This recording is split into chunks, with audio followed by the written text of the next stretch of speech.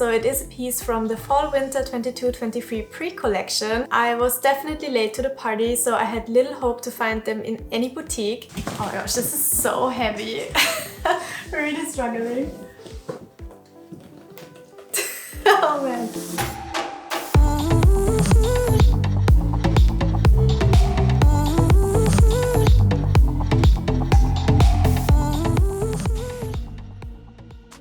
Hello everyone, I hope you're all doing well. Welcome to another unboxing video. It's been a while since we've done that the last time. I think the last big unboxing were my birthday gifts a few months ago, but what I found this time is definitely too good not to share. And as already announced in my latest video, it is something from Chanel. The piece I'm going to show you now was already launched in late summer this year, so it is a piece from the Fall/Winter 22-23 pre-collection. I am talking about a pair of shoes, and I've already seen some pictures of them flying around on Instagram in August. But to be honest, I'm not ready at all usually to shop for fall/winter pieces in the summer months, so I did not look for them then. Somehow this pair kept being stuck in my mind and I did not forget about it. But once I started to seriously consider getting them, of course they were already popular all over the fashion scene, and I knew that it was going to get hard to make them mine. I was definitely late to the party, so I had little hope to find them in any boutique, but luckily they had one pair left in my size in the store in Hamburg, so these shoes traveled all the way from north of Germany to here, and I can't wait to finally show them to you. Let's open this up. I mean, how huge is this bag and the box that's inside?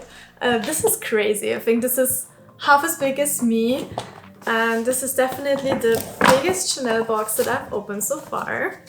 So let me remove that ribbon first, so we can take out this box. Oh my gosh, this is so heavy. Really struggling. Oh man. Hold on a second. Let me put that away. Alright, so this is it. Does it even fit on camera? I have no clue where to store this even. Okay guys, are you ready to see what's inside? Let's open this up. I hope you can see that. Oh, this is so heavy to hold with one hand. I can't wait to show it to you. I'm so excited. So let's have a look inside. And remove the paper.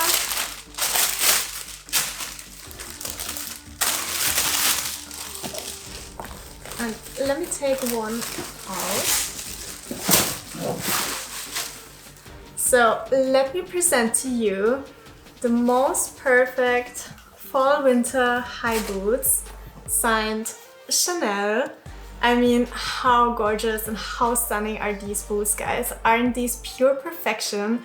I can't believe that I got so lucky to get my hands on these. They are so timeless in their silhouette, yet those small little details make them still a little bit special.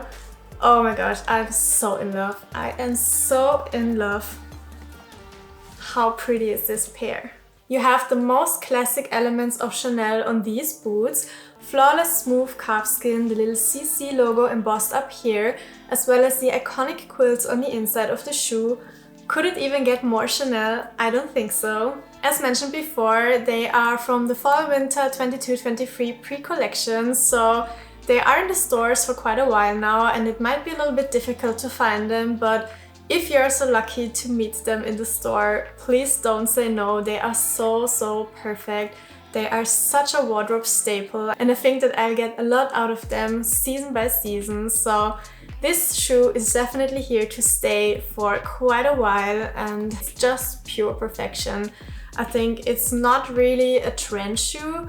It's really timeless, and I think every girl needs a pair of black high boots in their closet. Now imagine pairing these with my black classic flap, Chef's Kiss. I mean, look at the quilts on the inside. It's such a subtle detail, but it's such a classic Chanel characteristic, and yeah, having this on the shoes and on the bag is of course a perfect match.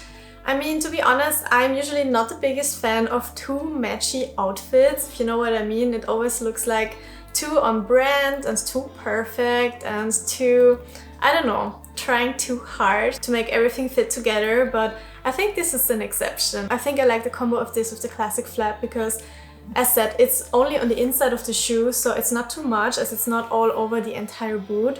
And yeah, I think this just brings the look together, and I think this is a match made in heaven. Right, let me get out the second one before we continue. So this is the other one. So here you have the full pair of these beauties.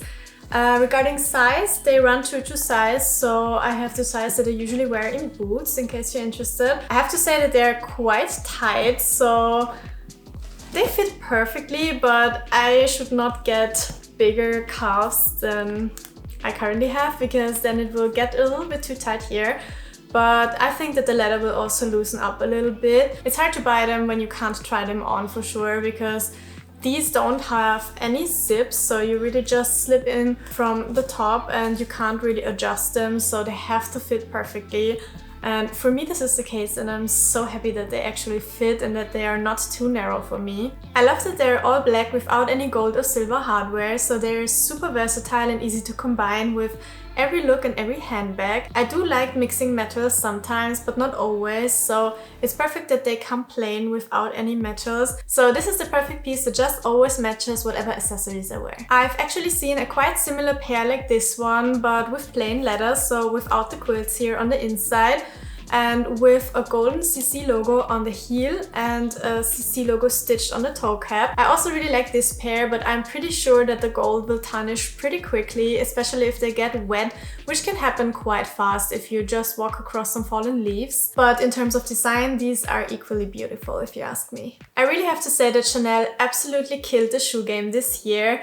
It's not that often that I really like Chanel boots, except for sneakers and the classic sling bags. They're often too much for me, especially those lace boots that they often have with like golden embellishments and quilts all over. It's just too much for me and a little bit too kitschy. So I was very surprised that they came up with very classic, simple, plain boots like these this season. This year there were quite some shoe styles that caught my eye, such as the rubber boots, which I find pretty cool, but I'm not sure if I would actually wear them. If I would get one of these, I would probably go for the shorter version because the over knees are simply too much for me. I also like these ankle boots from the Métier d'Art collection, and I even tried these on in the store as well, but somehow I did not like them as much as expected.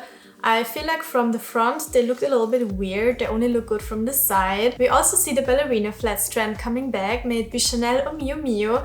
To be honest, I don't really see myself wearing these yet, but who knows, maybe I will start liking them once I've seen them often enough. The same can be said about the chunky loafers made by Chanel, Prada, Celine or Gucci. I feel like they keep coming back every fall-winter season, especially paired with white socks, but I have to say that they did not convince me enough so far to jump on the bandwagon. And I can't get over the thought that they have to be so uncomfortable. I seriously hate nothing more than having to break in shoes forever and then still ending up with bruised heels all the time. I want my shoes to be made for walking and not just for displaying and taking pictures in them. Another pair of classic high boots that I really like are the Hermes jumping boots and the Totem riding boots, which I got in February this year. I tried the Hermes ones recently, but they did not fit. They were too tight and I could literally not bring my foot in. I'm not sure if the shaft will get so much wider if I go one size up, which would be my true size.